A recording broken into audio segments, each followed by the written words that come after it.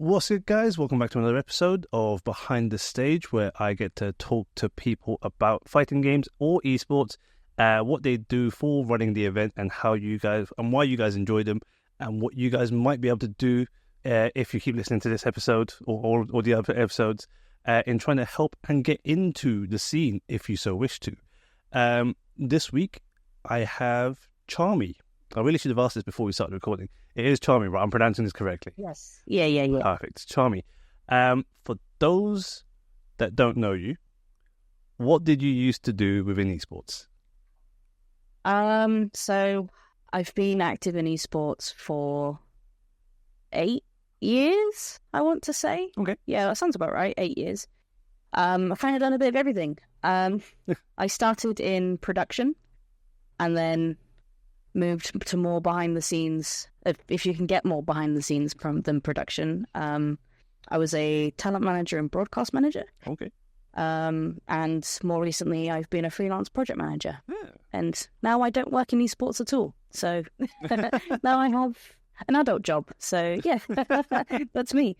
Fair. No, adult job, sure, is one way of, is how I like to describe anything that's currently not esports, because esports is still within that startup mentality. Prepubescent period. Yeah.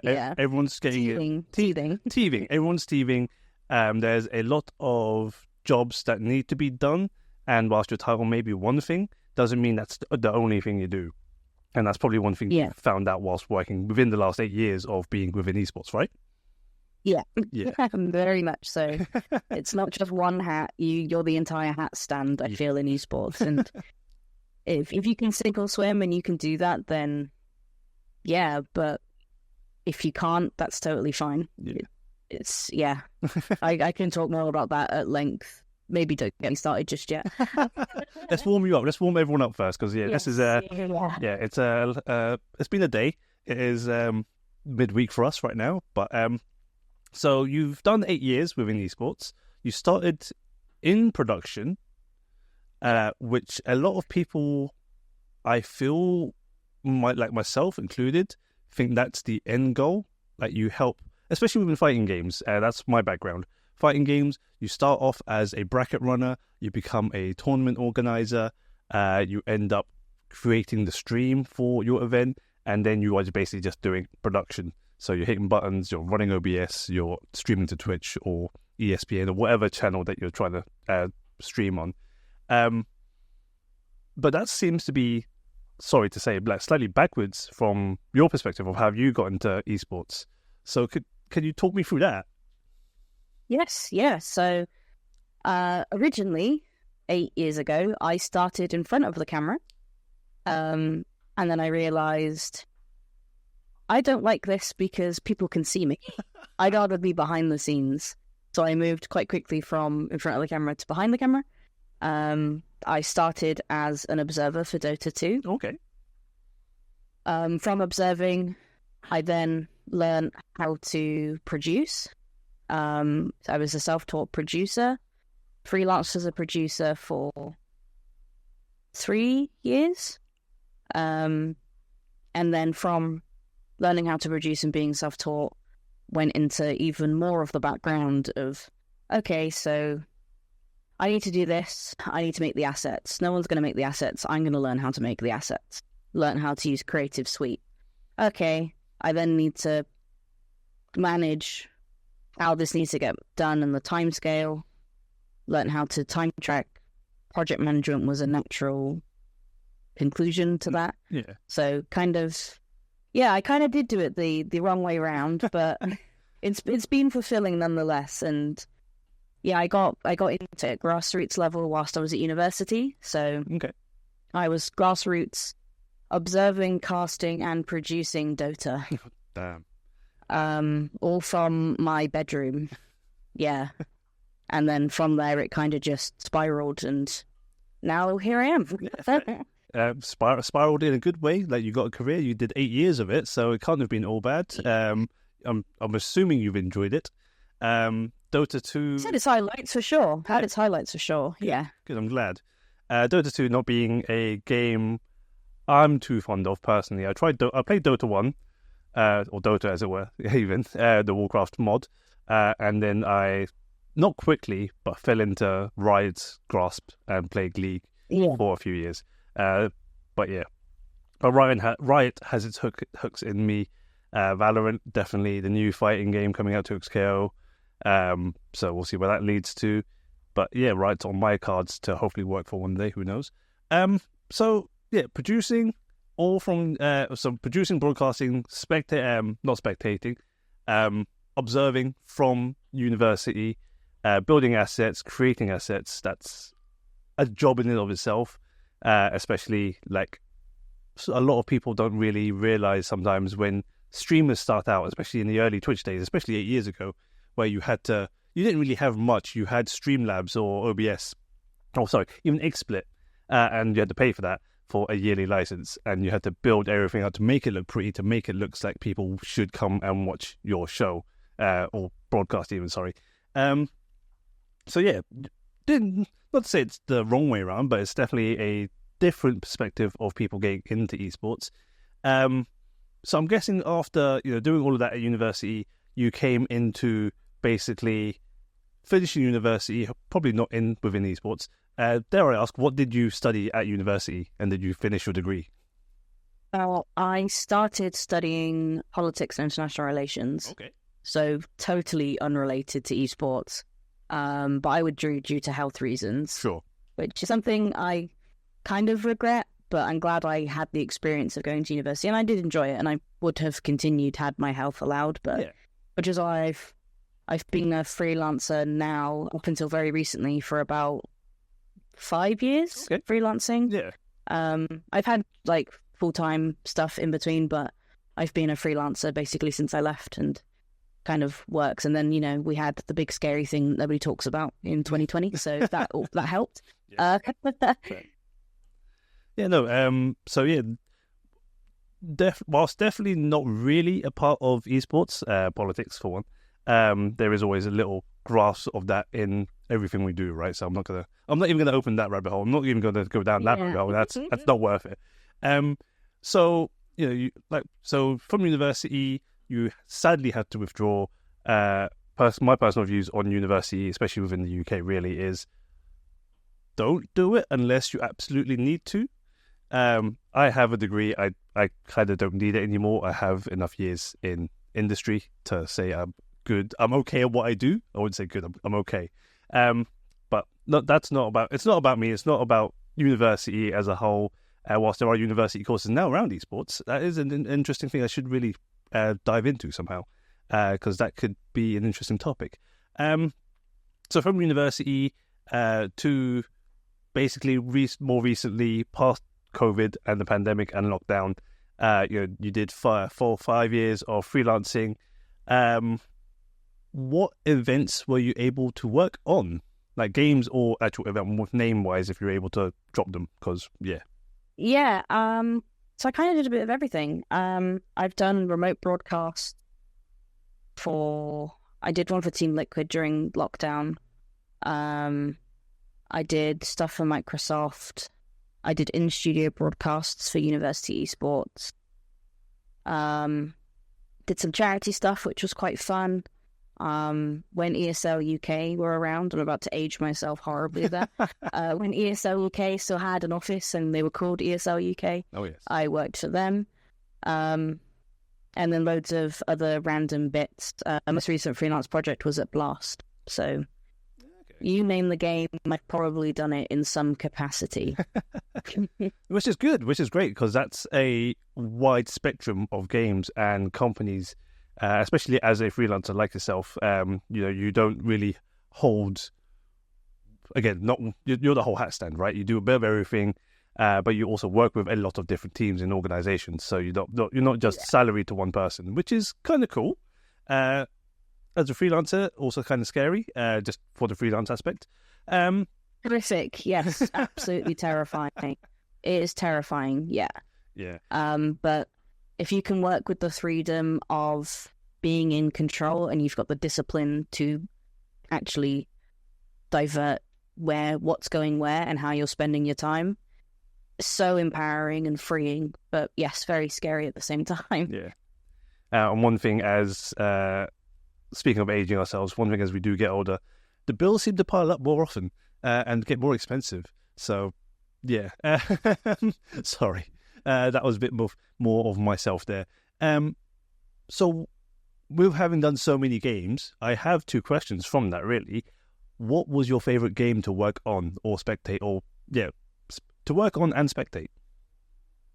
Well, to spectate, Dota's always going to be in my heart. It was my get into esports. It's your first love. You never forget. But most enjoyable project, probably Rainbow Six Siege. Oh, really? Siege. It's a game I have absolutely no interest as a player. Sure. Not my type of game. I don't enjoy FPSs at all.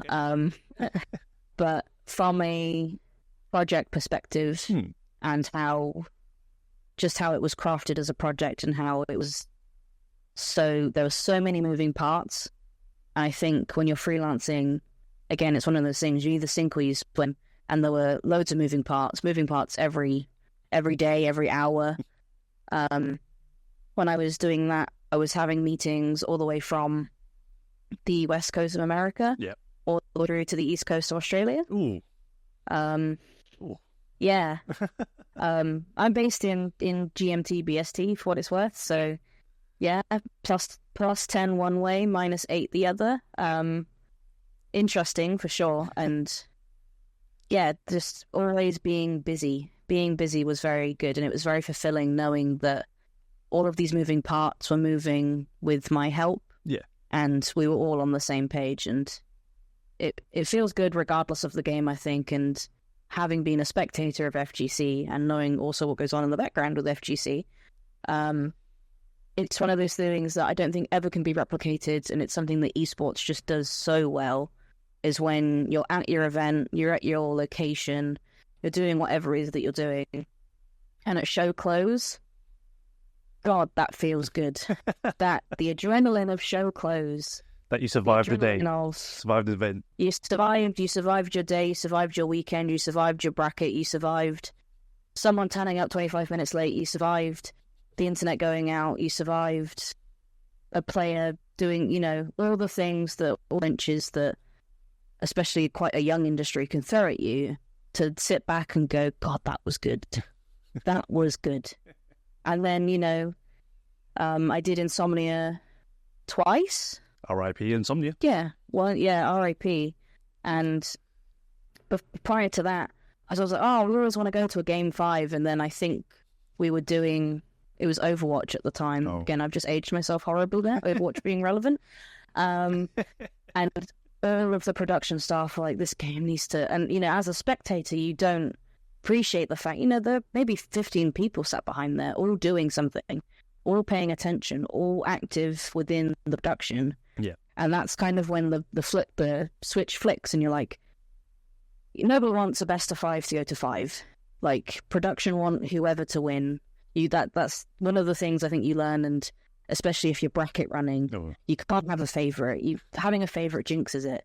You have a favourite, they either go out top 256, they're 255th out of 256, or they get to the very end and you're doing like finals reset, and you can't have a favourite. But when all of that concludes and you're like, oh, we are done.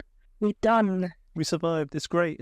It's done. And I'll be back tomorrow for show start. Let's go. And then 7 a.m. kind of everybody kind of gaslights themselves, and I think that's something that just within esports in general, being able to be retrospective about it and know when things went wrong. Yeah.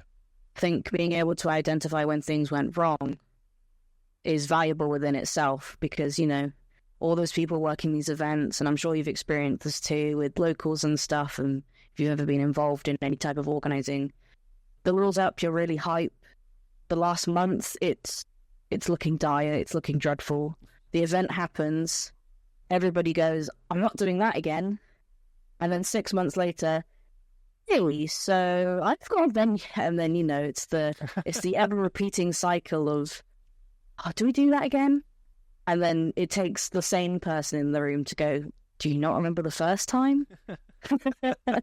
And no one listens to them, and we go again, rinse, repeat. No, that's honestly, I feel you on that one. Having done not esports events, but fighting game events, normally I don't have to deal with the lead up because I just turn up and work. But yeah, show end, sweet, we're done. Oh wait, we've got next day, 7 a.m., 8 a.m. call time. Oh, why do we do this? We finish it. And then, we come back, and the whole thing finishes and we end and we're all happy. And then, like I said, 6 months later down the line goes, let's do it again, shall we? Like, why? Why are we doing this to ourselves? I swear it's sometimes like Stockholm Syndrome. Yes, absolutely. But with Rainbow Six, and you having such a wide history within esports, were you ever able to work on site for Rainbow Six? No, not on site, unfortunately. Okay. So I wanted this year. It was in Manchester, and I wanted to, but it wasn't really role relevant for me to be there, so I couldn't make the justification. Fair. And I live on the opposite end of the country from where Manchester is, so do I want to spend X amount of wage to go to work? Not especially. Not really, no. But. No, there's other events I've been on site. There's other opportunities where I've been at events more than I've been at home. Yeah. So, as I said, I've done my tenure now. Like I'm good. Yeah. I'm a spectator only now. I say that as I literally just came back from TI, which is like the worlds of Dota 2. Yes. So TI just happened. It was, nice to be on the other side of it for once. Less stress, I hope. Just the travel stress you've got. And no, I ask about Rainbow Six and being on site mainly because all I ever hear is how crazy the Brazilian fans are for that game, during that game. Yes. They are insane. And I think that's something that the direction, speaking about Blast events in general, something that Blast capitalize really well on is they know their production value and they know the value of the fans, and I think that's something that Ubisoft do really well as well, is they know that they have a huge fan base and they capitalize on it. And I think that's really the best thing you can ask for, which I think, considering I started in grassroots, it's something that, and I'm sure you can attest to this being active in FGC as well, is Sometimes all you need is a little guy just trying to run events, supporting your community. You just need someone, not necessarily even a publisher, just someone who cares the same amount as you do that can amplify your voice. In more traditional esports terms, that would probably be a community manager, or someone in direct relation to the game. My playing expertise is in Dota, so Valve don't really do that. Valve have the janitor. He does a Dota update every now and then. He does a CS update every now and then. Yeah. They're busy with Deadlock, so who knows what's going on down there. Yeah. But in more traditional games, obviously you've got developers and publishers who are very into their community.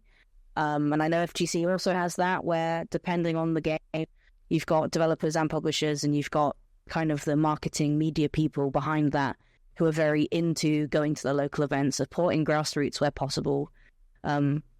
Which again, I'm not an FGC player by any means. Sure. I've been to a couple of events as a spectator, but that's stuff that things like the Rebel Gaming Sphere in Shoreditch. That's a great opportunity because it's a venue where the venue want to support you.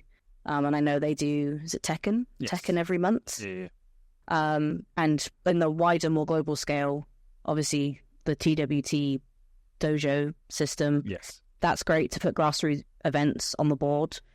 And that kind of, because everybody thinks of esports as tier 1, but esports starts at home. Yes. And it's always started at home. And I'm always going to say that because I started in grassroots. You're never going to get to tier 1 without tier 2, 3, and 4. And I think FGC is a fantastic example of that, where you've got some of your best players in the world that don't have local scenes, or they do have local scenes that nobody shouts about because they don't have that tier 1 support because of either geographic location or whatever that may be. Yeah. Again, I'd studied politics. Let's not get into it. It's... But it makes sense, right? Everything you said just makes sense because, if without the higher support, the sad to say, or I say sad to say, the weeklies, the locals that FGC has won't be able to have a light shine on them because, you get, especially for like Tekken as the example, you get people like Arsenal Nash. Yeah, Pakistan is great as a region, but no one really knew how strong they actually were till he came out and started showing everyone like, hey, like pay attention now. Yeah, exactly. And you're not going to get your top 16 at EVO without those people going to their weeklies every week. Yeah. Without those people networking with other players, without those people knowledge sharing, without everyone within that community bolstering each other up. And unfortunately, I think it's just industry-wide, mainly because the industry is so young. It's so prone to people pulling the ladder up from beneath them rather than kind of sharing the wealth. Yeah. Which, again, is a totally different conversation, Back in my day, not to age myself horribly again, if you wanted to speak about something that was quite niche and maybe quite overt, you'd go on a forum. Yes. You'd have a public forum. You'd be like, but, talking more generally about video games, if I needed to know something, you'd look at game FAQs, like a really broad example. Yep. Nowadays, say I want to learn how to play Tekken, I want to play Alyssa. I don't know how to play Alyssa. Let's crack on. Where do I go? I Google it. I probably get a YouTube video. That YouTube video has a link to a private Discord. I then have to get in the swing of things and do a 15-step thing to find a tutorial on what to do. Yeah. And it's that lack of knowledge sharing which I think closes it for so many people, and it makes it quite scary. It makes it quite intimidating, I 100%. Think, where you're coming in as a brand new person, regardless of what game you're playing. You're coming in, you're like, I don't even want to be good at this. I just want to play. I want to learn. Yeah. And the door isn't open. The door's already shut, and you're already kind of limited by what you can reach. Again, which is why grassroots is such an amazing opportunity and experience if you do have a grassroots scene, to then be like, one, because I think as COVID has taught all of us, there's nothing more than a human connection. I think we've all had enough Discord nights in and Zoom calls for our lifetime. Nothing better than a human connection if it's available to you. Yeah. But just being able to have that physical presence and the energy of a local and the opportunity.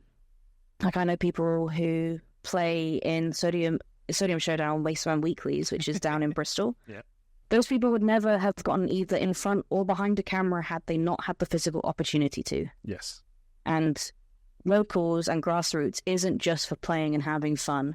It's to dip your toe in where possible, because I can guarantee you 100%, quote me on this, that's fine. If you have a grassroots organization and you ask to help with full legitimacy and you're actually going to be useful, they will never say no. Grassroots runs on absolutely no budget, or sometimes it's run at a loss because people just want to have fun. They will never say no if you're actually going to be helpful. And that's probably the biggest piece of advice I can ever give. If you have a physical opportunity to help, which again, rip to Insomnia, loads of people I know that got started in esports started volunteering at Insomnia. Yeah. Same. Arguably, I think on the flip side, there is a little bit of potentially maliciousness if you're being abused to labor and you're not getting the right experience.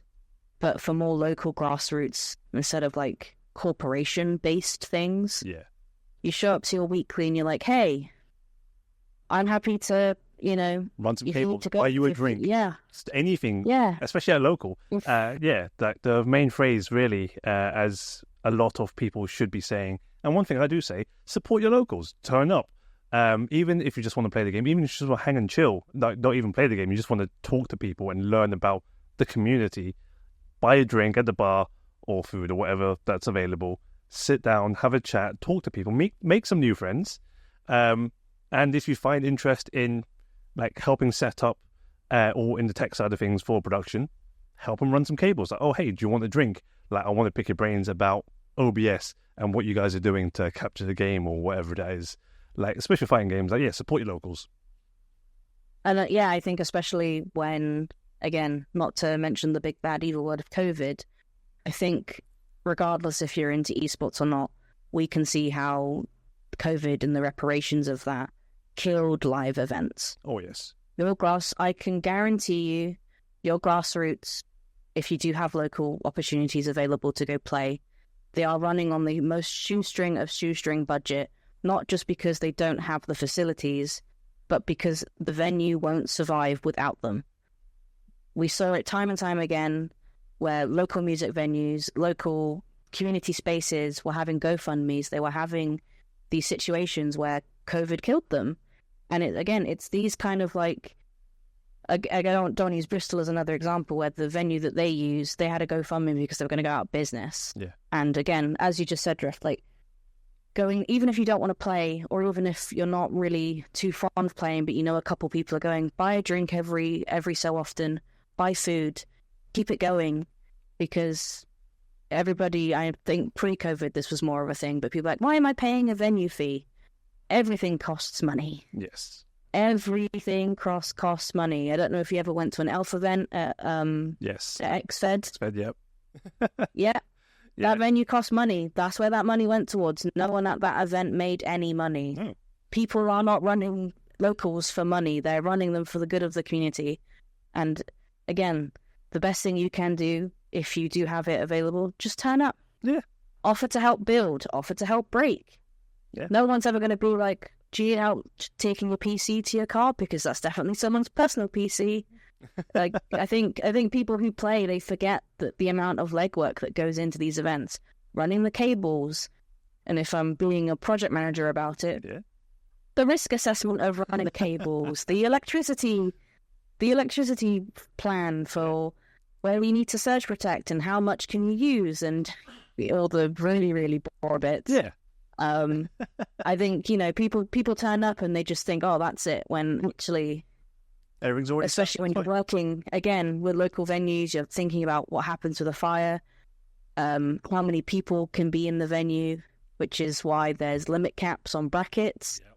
It's not just for the bracket runners, it's for the really boring bit of what we do if there's an emergency. All those things go into you having a fun Saturday afternoon. Yeah. Honestly, true. So true. Like everything you said, like resonates, because like locals, grassroots events, everything, fighting games, everything, esports. You've got to start from the bottom, work your way up. No one's coming to the top. And I'll be quite honest, whilst you were talking, Charmie, I was thinking, even tier 1 events, we don't really have tier 1 events in the fighting game scene. Well, we technically do. They are like the Pro Tours, the fight. Evo, yeah.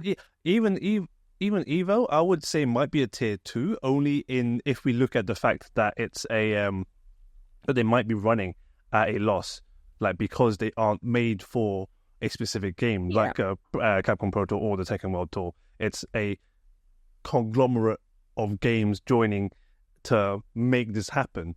So that, like in sheer numbers, it would be a tier 1, but in people that is, but in like profitability and money, it might just be classed as a tier 2. And honestly, I think this isn't a surprise me saying this.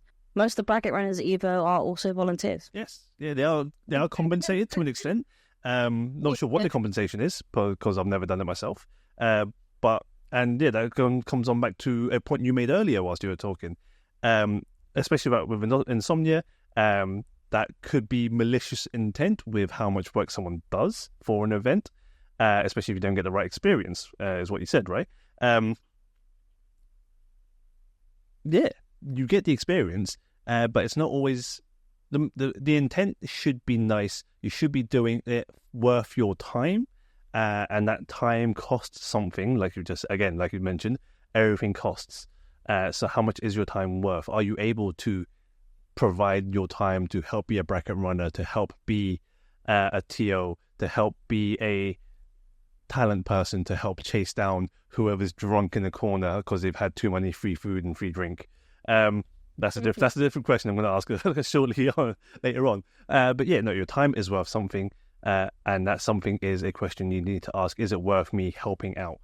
The answer should be yes, out of the kindness of your heart, because again, grassroots need your help. They need you to help foot the bill at the bar, food, just turn up, show that there is enough interest that you should be there, that the event should be running, and that the venue should keep you guys there. Meltdown obviously have their own thing. Wasteman Weeklies do their own thing. Elf sadly now have stopped, but XFed still in the venue space. You can still go there, play some arcade games. That's quite nice. We kind of went on a really big tangent there, Charmie. Yeah, it did, yeah. And that's perfectly fine. This is why I like chatting. Again, being in front of the camera is very weird to me. But doing this chat is perfectly well and good. So there was going to be a second question, which I've completely forgotten about with Rainbow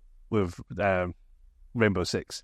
But you mentioned TI because you just been as a spectator. How was it for you? Like, I've never been to TI. I do like watching TI. I do like watching the international, even though I don't like playing Dota. Too. And Deadlock as well. Deadlock's coming out. I'm definitely interested to see what Valve do with that. But yeah, how was TI for you? As a spectator as well, not working it. Yeah, as a spectator, considering I went to ESL Birmingham earlier this year in April. Yeah, end of April. Underwhelming, to be honest with you. Really? Yeah. Why is that? It was I think just from a value for money perspective, okay. Like it was good. All the games were like 2-0 apart from lower bracket finals. Sure. Lower bracket finals was genuinely the peak of the entire event. Every other game was a 2-0. I think there was a minimum of 23 or 22 games or something. I'm not sure of the numbers off the top of my head. Sure. And they played 23 of the minimum 22. Wow. So had everything been a 2-0, 2-0, 2-0, 3-0 grand finals, yeah, there was just one game that was, yeah. Yeah, value for money just from like a event organizer perspective. ESL, not sponsored. ESL was an amazing value for money in terms of venue. Obviously, the NEC is one of the most expensive venues in the UK. If you didn't know that, I think it's second to the Excel Centre. Yeah, London. Yeah. Well, this is all public, so I don't mind saying. TI was £600 for the weekend, and we didn't get a goodie bag. Really? Wow. Just a £600 ticket and nothing. Nothing. The only free things I got, if we're, gamers love free things, and again, especially at university when you go to like freshers fairs and there's free things everywhere. Dump them in the bag. Yeah, I got 3 Aegis pins because I bought a 3-day ticket and they come with the ticket. That was it. Oh, wow. Okay, still, regardless. That's very sad to hear. Not to say it's not surprising to me, because all I ever hear is how the international has been going lower and lower in value. Downhill. Downhill. For whatever Valve deem reasonable. But that's a very big shame. Valve don't do TI. It's outsourced. Oh, it's outsourced. Okay, my bad. Yeah. Sorry. PGL do TI. PGL. Well, I still won't shit on their name because they might hire me one day as well. No, I'm joking. No, Valve. Sorry, Valve. It's not completely your fault, but PGL. You guys running it. The community have said this for at least 3 or 4 years that I remember of TI going on. You'd think someone would pay attention, but that's a shame to hear. I'm sorry to hear that. So that might not have been your favorite event. What has been your favorite event, working it or being a spectator? And that's within esports fighting games.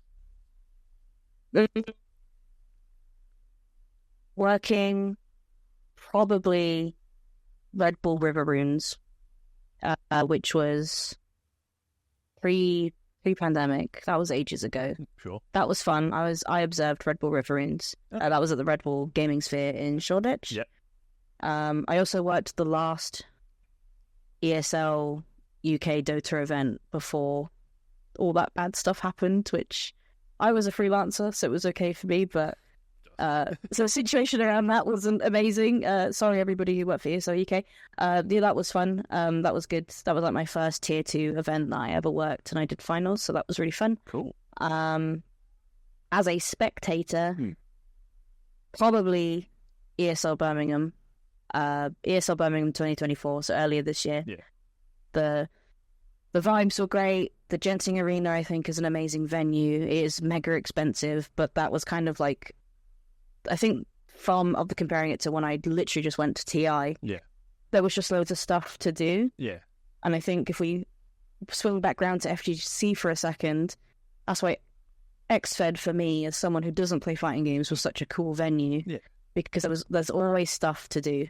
I'd always be on the rhythm game machines whilst everybody was doing whatever they're doing on Tekken. Yeah. And like, yeah, ESL this year was awesome. Had a community meetup with my friends. They had all their ESL known for all their brand sponsorships and stuff. Yes. There was like a DHL booth with DHL signs that you could hold up in the crowd, and yeah, it was there was like a spray glitter tattoo thing. It was just so fun. It was so fun, which funnily enough is why we all bought tickets to go to TI, because we were like, if ESL can run this event, surely TI must be. We still had fun. Like, I still had fun at TI, but I wouldn't fly halfway around the world for it. No. That's why I only flew to Copenhagen. So, yeah, I was back home in 3 hours. It was fine. So. That's fine. That's perfect. Yeah, which I'm going to date this episode slightly because League of Legends World's finals tickets are on sale this Friday, in 2 days' time. And it's also being held within London at the O2 Arena. At the O2 even, sorry, not the O2 Arena, but at the O2. I'm trying to get some tickets, and hopefully I get an experience like ESL and not TI, because every time I watch a Valorant event, Riot seem to pull out all the stops, and there are things to do, and there is actually a crowd outside. So fingers crossed I get tickets and have a look. But if not, who knows? So yeah, your favorite. If not, there will definitely be, I imagine, several gaming bars in London that will be doing viewings and showing events. And again, I think that was something that they did at TI, which wasn't Valve orientated. It was all the teams and stuff. Yeah, they were doing like activations across Copenhagen, which it's nice when if you're gatekept by the financial aspect of it, because again, not everybody has the luxury of spending £600 on a ticket, plus accommodation and travel. Yeah, so it's, that's when you know that there's stuff going on for everybody, and that's really fun, and you can meet like-minded people. And you going to activations goes back to the marketing manager who organised it to go, this was a success because people turned up. That's all it means. Pretty much, right? Pretty much. And again, I'm going to show some Valorant love here. Fnatic, they have their offices. They have some offices in London, and they do watch parties once in a while for Valorant. But they also did some for Worlds whilst Fnatic were playing. So yeah, if you ever get the invite, if you ever see that news and feel like you want to drop in, do it. Because yeah, like Charmie, you've just said, whilst you're not just a number, the marketing manager will see the venue space being filled up and go, this was worth it. We've brought more people, more eyes on our product. Not to be all business and corporate about it, but that is, at the end of the day, what some people need to do to make sure companies thrive. So, moving slightly further on from events, I say slightly further on, we're still on about events, but not being a spectator, not being someone paying £600 to go to an event. You were broadcast, you were an observer, and then you became a talent manager. Was it a talent manager? Yeah, so I talent managed alongside being a broadcast manager, and then I became a freelance project manager. So this is the middle part of your career. Yeah, of your esports career at least. So what is a talent manager? What do you do as a talent manager? As someone who had the role of picking talent for broadcast, I kind of did start to finish, really. I did the application, I wrote the questions, or I would at least draft the questions and double check them and stuff. Sure. I do the big Google sheet they get put into. I do the filtering. I'd watch the reels. I'd watch, I'd check your social media to make sure that you don't say weird words. all the way through to I'd be the one sending you a message. I'd be the one, sorting out your broadcast schedule. I'd be the one in your sound check. I'd be the one giving you a brief. I'd be the one at the end of the broadcast coming back in for a debrief. I'd then be the one later down the line for you to send your invoices. I'd be the one making sure you get paid. And then at the wrapping it all up, I'd be the one sending the surveys, being like, out of a scale of 1 to 10, would you do that again? Didn't realise that was a thing in esports, but okay, carry on, sorry. Yeah, KPIs are everywhere for those with eyes to see. Yeah, it was... I honestly did a little... Again, I wasn't wearing many hats. I was the hat stand. I was doing a bit of everything, and it was probably the most enjoyable part of my job. I was so active in everything. Being there for sound check, being there for, reviews. Try my best, obviously. There's not a lot of stuff that I can say, especially if it's on a product that I don't have much personal knowledge about. Yeah.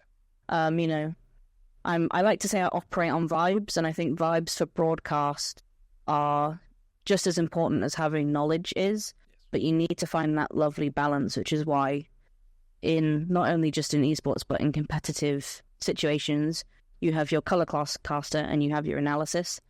You've got your person speaking really fast when the action is high, and then you've got your person who, when they replay, you've got the person talking about the replay. You've got the person saying, oh, you can...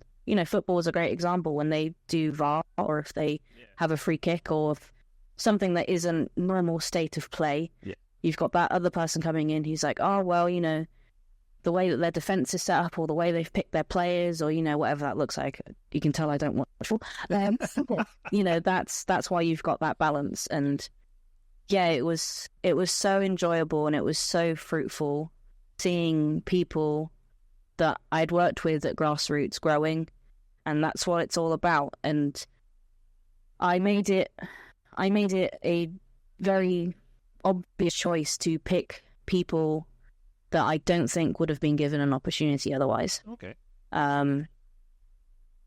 I made it, and especially when I worked within the grassroots scene, and that it was UK specific. Yeah. I made a conscious decision to pick people who lived in the UK. I made a conscious decision to pick people who I'd never heard of. I also made a conscious decision to pick people who I knew were equipped to do it. Yeah. I think sometimes, especially if Twitch, getting into Twitch streaming has the same kind of barrier of entry where you've got people who buy all the gear but have no idea.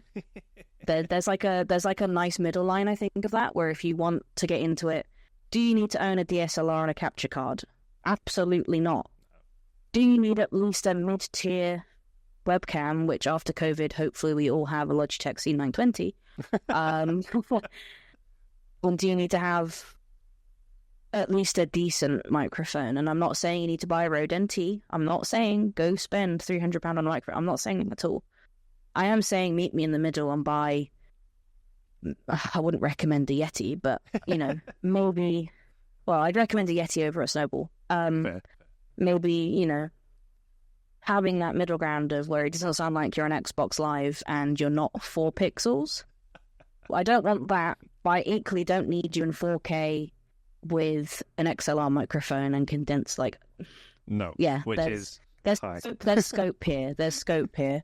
Yes. But yeah, it was so enjoyable, and I see people now who I picked then who cast on official broadcasts, who work with alongside the publishers, who are doing amazing things.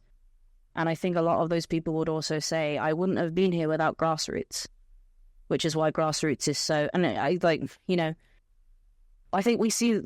that's very evident as well in fighting games as well, where a lot of the people you see on broadcast are only there because they've done the graft within their local scenes. And even if we're looking a bit more broad scope than local, we're looking at people who have done maybe their big events. Was it Reload? Was that the event in London? I don't remember. Oh, now you're asking questions. It's not Regen. That was a Smash event. No. But yeah, no. Oh, you're picking my brain now because I've got a sticker literally in the other room. But I know the one you're on about. Yes, so yeah, that one, that event.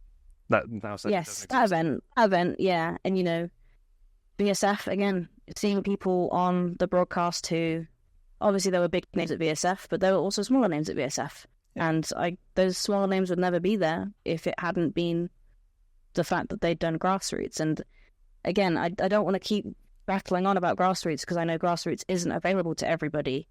But I think the biggest limiting factor when I was an active talent manager and I was in those active conversations, you didn't have a flying chance in hell if you didn't at least have a reel. Yeah. And I think, especially if you want to break into it, that seems quite daunting.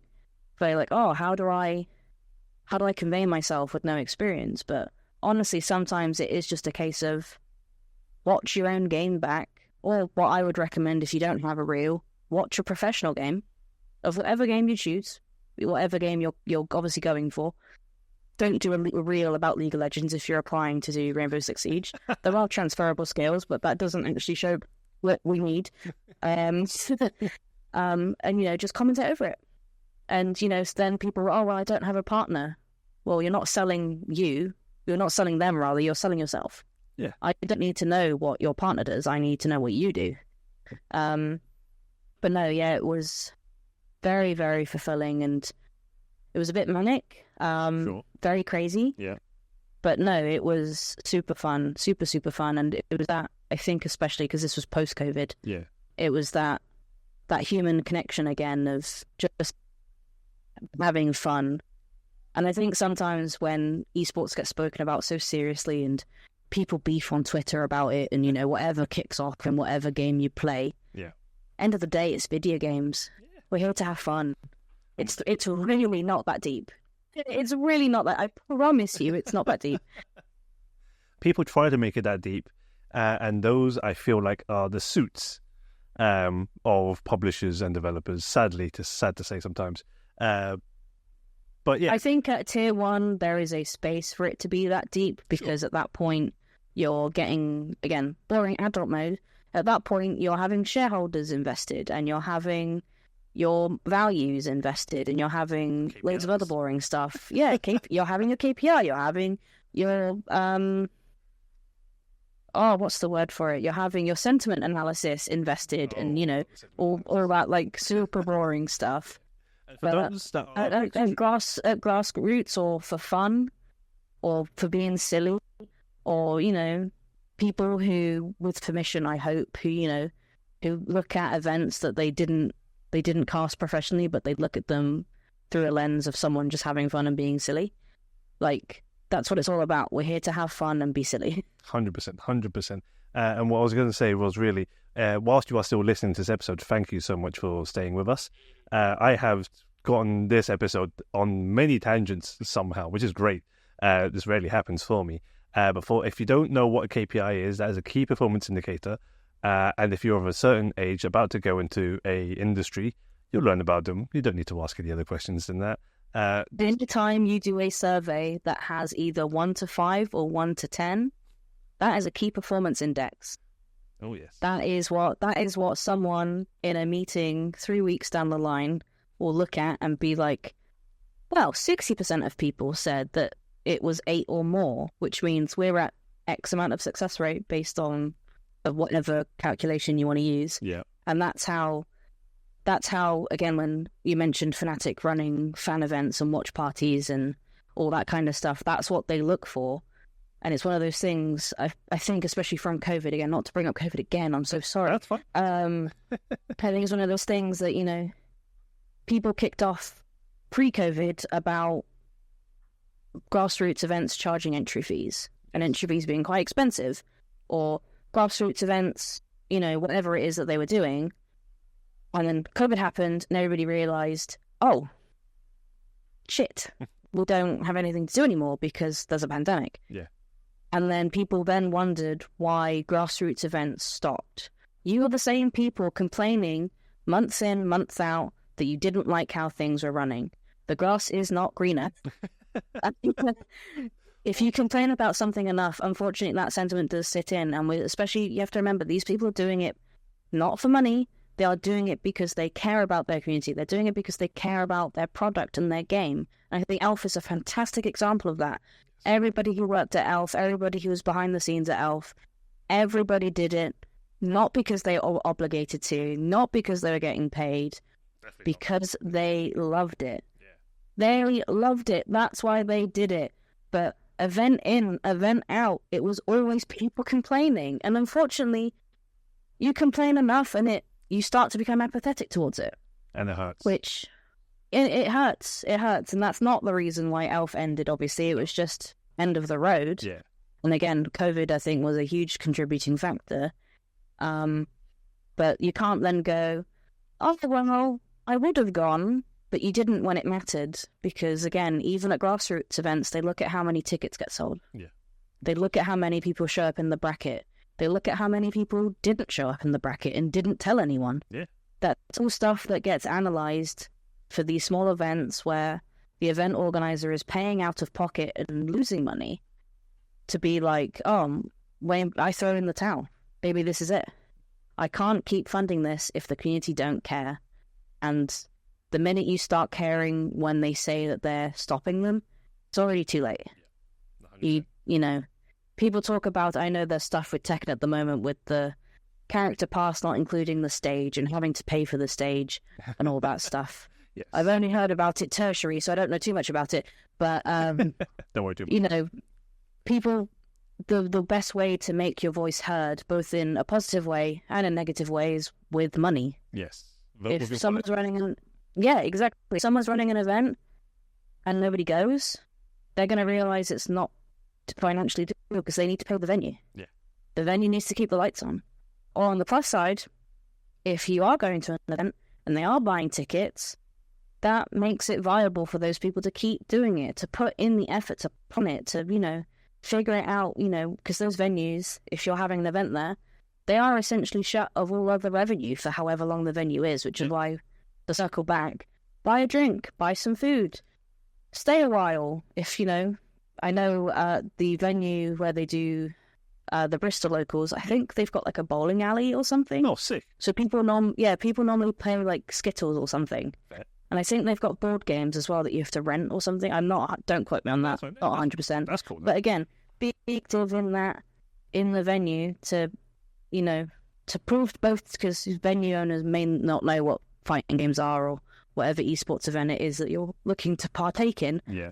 But they do know that when they have this event, they make more money on a Saturday evening than they would a Saturday afternoon they would on a Saturday evening, because people keep buying food. Yeah. People keep buying drinks. You're keeping the kitchen open. You're keeping the staff, you know, all those boring things that make these events possible. Yeah. So again, guys, I will keep repeating this probably till the cows come home and then some. Support your locals. Just breaking down what you said about picking talent, or start from there really, because as a talent manager and being the hat stand, as it were, Charmie, sorry to call you that really, but you were basically from the start till the end and then some for talent. Picking talent, you don't need a great camera, you need a camera to make a reel. You don't need a great microphone, you just need a microphone to make sure you sound clear. Unfortunately for me, whatever microphone I buy doesn't matter because I just mumble. So guys, ignore me. But yeah, it does mean you have to spend lots of money, but you have to invest, especially if you want to turn this into a career, even as a hobby. Video games is a hobby. Playing games is a hobby. You buy a console, that's investment into your hobby. Trying to be a commentator, trying to make a reel, you have a PC, that's technically an investment. You may purchase it for other reasons, but again, investment is why you do a lot of things. So you don't need to buy the high-end equipment. You don't need to buy, just make sure it's not the bottom end. And if it is at the bottom end, make sure you have done everything you can to make sure it look good. You could buy the Logitech C920 like everyone and their mother has bought. But if you don't have lights on, that camera's not going to do any good. You're just going to look good. You're going to sit in a dark room and not look great. That's speaking from experience. I could turn this light off right now and it would just be, what's the point? I could just be in every other podcast. You just hear my voice. And hopefully it's not too bad sounding. But yeah, no, the phrasing, all gear, no idea, resonates with me so much. A, because I am mainly a photographer, and sometimes I feel like I am just buying gear for the sake of buying gear, which is a different problem. But I also have no idea on how to use it to its full extent. So yeah, again, guys, don't need to purchase the high end, like £500-600 worth of equipment. You could go midway. You could maybe, not have the best, the medium equipment. You can give or take bits and pieces. Like if you want to make sure your voice is heard, focus on the microphone instead of the webcam. Make sure your lights are turned on. Maybe take off the light shade so you get a bit more light in your room. Who knows? Whatever your like situation is like. But Charmie, picking talent, you going through the reels, how long should a reel, what is your ideal length of a reel for people to, for applicants even? I'll just cut this down. What's your ideal length of reel for applicants? Under 3 minutes. 1 to 3 and minutes. I think 3 minutes and under is generous. If you cannot sell yourself in 90 seconds, you've already failed. And I know that sounds quite intimidating. That's like, oh God, no. You can get a lot into 90 seconds. 90 seconds, you can showcase a full breadth of talent. You can showcase humor. You can showcase introductions. You can showcase hype. You can showcase, depending on what you're selling, that is, of course. Yeah. I think there's a full breadth that you can showcase. It doesn't, I'm not watching a 10-minute reel. I don't have time to watch a 10-minute. You have to think, I have 50 applicants and they all send 10-minute reels. That's ridiculous. Yeah. That is ridiculous. It needs to be short and punchy. And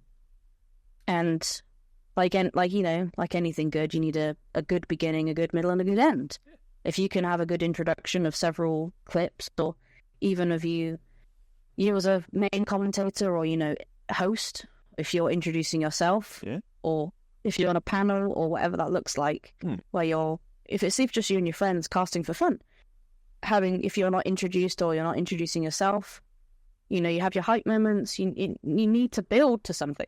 You can't start at 100 because from 100 you have nowhere to go. Yes. It needs to be a smooth ride up and then back down. Going back to your gear comment as well, a question I got all the time was, do I need a green screen? No, you do not. Nowadays, technology is good where they're redundant. If you have one, or you have what is effectively one if you buy like a green sheet off Amazon or something, then that's fine. Yeah. But again, you can make those compromises. If for some reason during COVID you had no reason to get a C920, I think they're always on sale. Yeah. I would always recommend having one, mainly because we're in the generation of Zoom and Google Meets. Yes. If not, I'm pretty sure you can use your phone nowadays as a webcam if you don't have a webcam. Pretty much, yeah, and you don't need a green screen, but something that I would tell grassroots commentators a lot more than you'd think for people who are adults. If you don't have a green screen, the least you can do is make your bed. Make your bed in the background. The least you can do is have a little tidy up. Angles are your best friend. Just because there can be mess everywhere, as long as I can't see it, I don't mind. Like all of those small tertiary things, because I think that would something that I like. If someone was doing a reel and it was like a webcam shot of them and it wasn't game, I'd always be like looking at their room. Is their bed made? Are the lights on? As you said, is it bright? Are they framed correctly? And again, some of that might be like, oh, I didn't know how to frame myself correctly. Just be in shot. You need to be the foreground of the shot. Can I see you? That's it. Yeah, I need to see you and the lights need to be on. We can work on everything else. That's fine. But no, going back to your question, sorry. That's fine. Yeah, under 3 minutes. Ideally, I think a minute and a half. I mean, 90 seconds to basically 3 minutes maximum. Any longer, especially for an esports event where you can get 50 applicants plus, right? You don't want to spend too much time. And a side question on that front really is, are you the only person going through these reels and going through the applicants? Or is there another person? Is there another Charmie? Is there a team of Charmies? Like, what's going on? When I did it was just me. Oh, damn. So yeah, definitely. I would always spitball with other people. Sure. Especially when there were reels that were like, I applied to work with this person. I always took that into consideration where possible. Yeah. because I realized that people have their duos. Duos exist in sport, not just esports. They exist in everything. Yeah. But also I think there's a branch of you need to be out of your comfort zone because you're not always going to be in that comfort zone. But if you need to sell yourself unless you're selling the package, but you kind of have to stick your elbows out a little bit and focus on yourself. Yeah. Because ultimately that's what you're selling. Yeah. But no, at the time it was just me. I'd spitball with other people, but yeah, it's just one of those things. And I think in our day and age, if your reel can fit in a Twitter video, especially if I don't have to click a YouTube link. I mean, if you're going to send I think the best way to do it nowadays is have a condensed version, like an edit-friendly version. That's whatever Twitter video max size is. I think it is a minute or 59 seconds or something. Something like that, yeah. And then worst thing you can do is you link a YouTube video that's unlisted. And that's maybe a little bit longer, or maybe you've done the YouTube thing where you've put it to segments. Yeah. So if I specifically wanted to see, oh, you've been on a desk, or here's you doing some analysis, I can skip to that bit. Because more often than not, especially with reels that were longer, I'd watch them through. But you kind of have to keep it entertaining. If you're monotone, and if, again, I'm not saying you need to be at 100, we need to build there. Yes. But you can't start off monotone. Hello, this is my, I'm already checked out. No, I'm checked out. Yeah. Think back of when you were in school. You have to be smart with it. You have to be smart with it. 100%. No, but you got to be smart with it. And just think back of every other video that you've ever seen, especially if you were in school or whilst you were in school, and you basically watch a video and go, and they start off monotone, like, I'm checked out, I'm bored, I don't want to be here, I don't want to learn whatever they're selling, I don't want it. So yeah, no guys, honestly, whilst I'm not a talent manager in any way, shape or form, it is a very good point Charmie makes where, you have to sell yourself and build up. If you kick off monotone, you don't talk like that normally to your friends, do you? I've got questions if you do, man, because that's wild. Sorry. Breaking out the box there slightly. So from picking talent, from watching reels that are like 90 seconds to 3 minutes long maximum, choosing color commentators, choosing analytical commentators, and basically hand-holding them throughout the whole process. Right, Charmie? Yeah. Yeah. Everything. Everything. It was everything from what people who have never signed a contract before, so didn't know what to do. People who had never sent an invoice before, helping them write invoices. Everything. Even people who, I've casted before, but I've never done it live. Yeah, that's fine. You need to listen to your producer. Yeah. And something that I found that was really valuable is I always wanted to give, where relevant, constructive criticism. I can sit here and be a hater every day, but can't we all? Negative reinforcement. I don't think it's not productive. I don't think it's fun, especially when you're in a contract agreement where you're here to work. Yeah. But yeah, it's just I liked being involved, and that's I think what made the product better is being involved and being to be like. Again, I not that I watched actively, but I always had them on. And, even if it's small things like, oh, your internet's not very stable, is there any way that you can fix that? Yeah. Because I have to have the realistic conversation. If your camera quality is going to keep declining, or your camera quality is going to be fluctuating, we're going to make the decision to not have it on, and that lowers broadcast quality. Yeah. So either you fix your internet or we figure something out. Yeah. Or, doing a different duo, and that duo needs some wiggle room to find how they work with each other, and being like, okay, there's only so much that I could have helped with, and it's one of those things where you're always going to be top of the pack if you're putting in the legwork yourself. Yeah. I was happy to do reviews, but I've only got so many hours in the day. It's just a plain and simple fact. I only have so many hours in the day, and I wouldn't class myself as an expert. No. But Fair. If you're going to do the legwork where possible, regardless of your game, if, you can see the bracket of the teams that you're looking at, you can look at their win record. If you know if they've played before. Yeah. You can do research, you know. There are enough API scrapers in the world that can figure out if this person plays this game enough and you know their name. Yeah. And if you're doing a production, someone can find you their username and you can then go ahead and find their stats.gg or their Dota buff or their whatever game of choice you want. Yeah. So their blitz, like you can find it. It exists. Trust me. But it's being on the front foot of everything, and you can't expect everything handed to you on a silver platter, because I could write you the best spreadsheet in the world of all the teams, all the names, all the people, all the heroes, all the guns, or whatever that looks like, all the win rates. But you need to create that into something that is your unique selling point.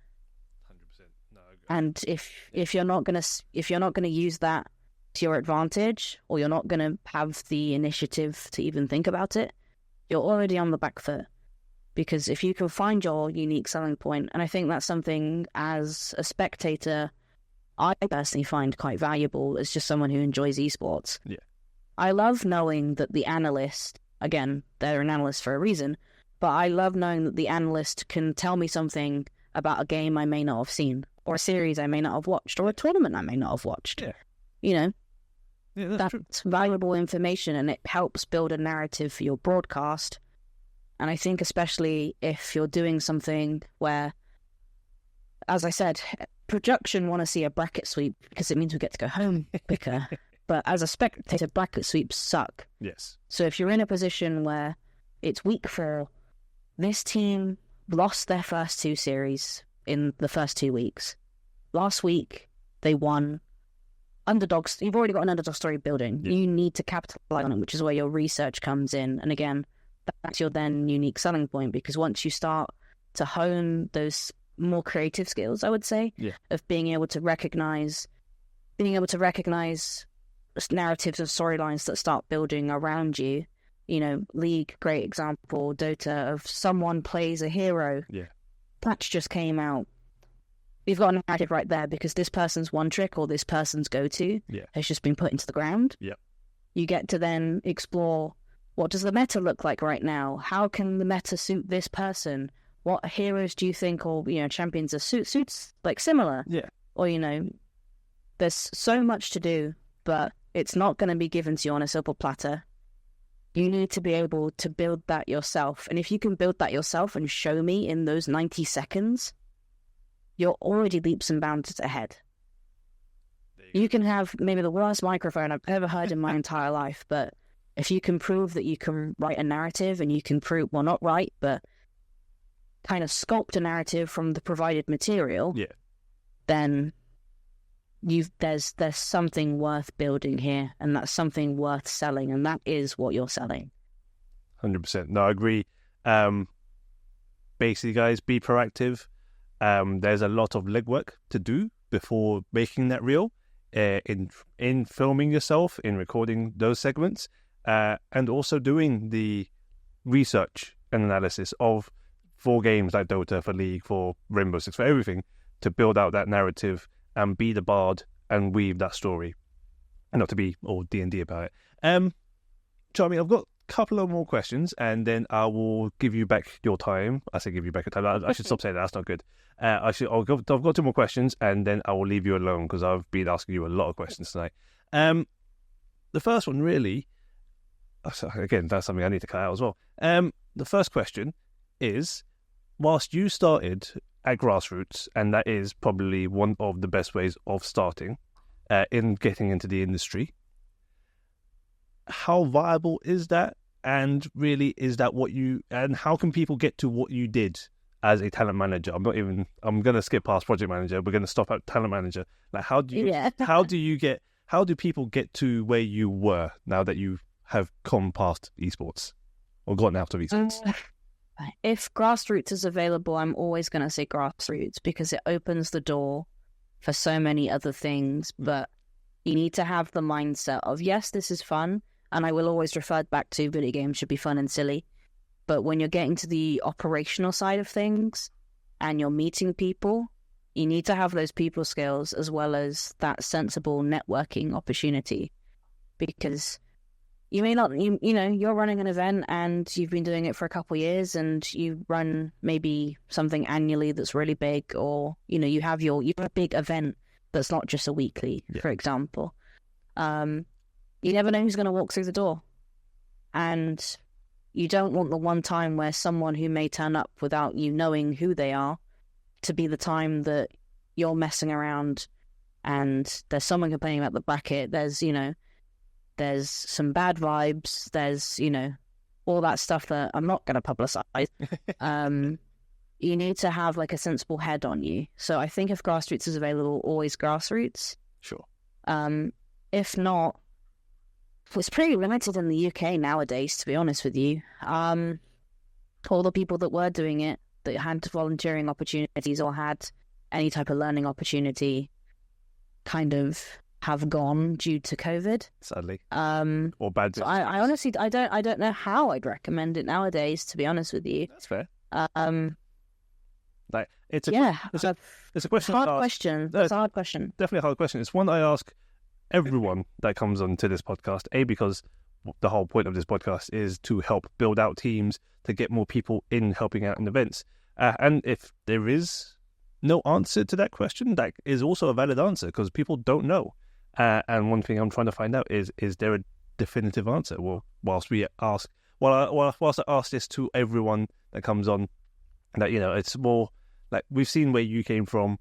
Sometimes those doors have now shut and been demolished and don't exist. But grassroots will always be there. So that I'll take that as your answer, really, Charmie. Yeah, and I think if you don't have the experience of grassroots, amateur leagues for many things always exist. Yes. It's just a case of, I'm not the most outgoing person ever, which might be a surprise considering how much I've been yapping. I'm not outgoing or extroverted by any sense of the imagination.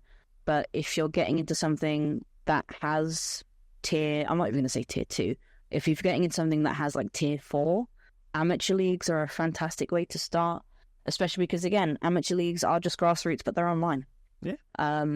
Those people, if you become a member of the community, where you're going to have to do some legwork, and obviously I think a lot of amateur leagues suffer with knowing if you're a freak or not, which unfortunately is a question that we need to ask nowadays. Simple answer, don't be a freak. It's that simple. Be normal. Treat people like people. It's really not hard. It's just one of those things that if amateur leagues for your game of choice or your whatever scheme of choice, get involved. Maybe not even necessarily playing. I'm not saying get involved and ask to be on the staff. I'm not saying that at all. I am saying get involved with, maybe there's an amateur league and they do X amount of divisions. Offer to cast the bottom division. Offer to produce the bottom division. Offer to, just get stuck in if the opportunity is available. And I can guarantee you, with the power of the internet at your fingertips, if there is something that you enjoy, there is an amateur league for it. And you might be the difference from people signing up and a league running next season if you're involved. Sometimes all it takes is a couple numbers for it to be like, we can't do this anymore.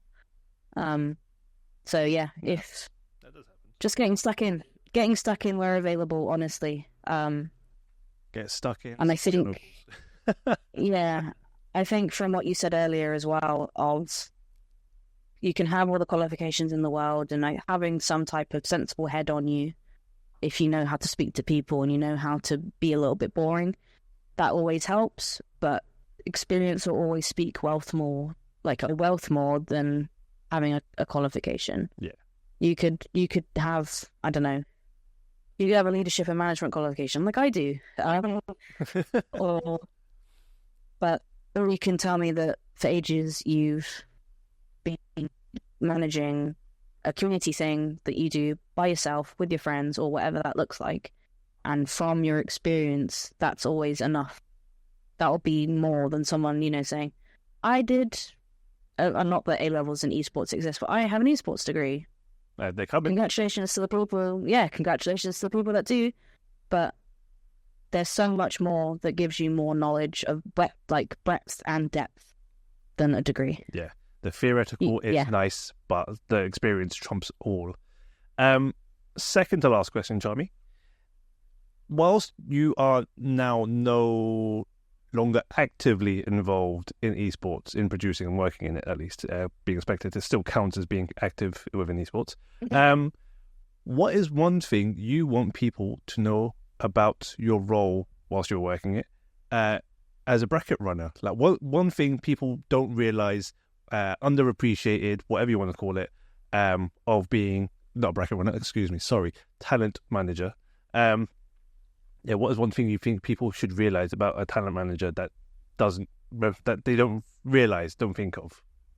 Aside from, you guys are still actually human and everyone should be treated with love and respect. Yeah. Everybody involved in project of choice are people. We're all people with our own lived experience. That's a big one. And I think, especially for things where you normally have the same 4 people on rotation, sometimes they have the same 4 people on rotation because there's no one else. I like using the quote of "be the change you want to see." If you're upset with something or you want something to change, you whining on Twitter will not change that. You speaking with your wallet and using whatever financial mean you have, either by supporting or not supporting, depending on how you lean, that has an impact, as well as you being stuck in and getting involved. And it's an active decision. There are many different things under the covers that's going on for those decisions to be made. And it's not just a case of, this person does every event. Obviously, they're being picked. They're being picked because they're good. Yes. First and foremost, they wouldn't be picked for a project if the decision maker or decision makers didn't think that they were the best. Yeah. That's just hands down. Yes, there are obviously tertiary things, and there's always something else under the skin bubbling. There's stuff going on. Always. But it's not just and we see this a lot, especially with women and people of color who get picked, and maybe people from more marginalized backgrounds. Yeah. There's no real such thing as a diversity pick. That doesn't exist, and people that think that need to grow up. Fair. Like, it's at the end of the day, it should be your skill. That matters. So no, thank you for that answer. So 2 more questions, really. The last 2 questions. One I've already forgotten, which cause my brain is just wonderful. So the final question I ever have for you today, Charmie, is, and because you are a Dota 2 fan, have you tried Deadlock? And are you excited for this sort of game, being a MOBA and shooter at the same time? No, you're not a fan of shooters. You've already mentioned that with Rainbow Six. But Dota 2 being a MOBA, Deadlock has MOBA stuff inside it. How are you feeling?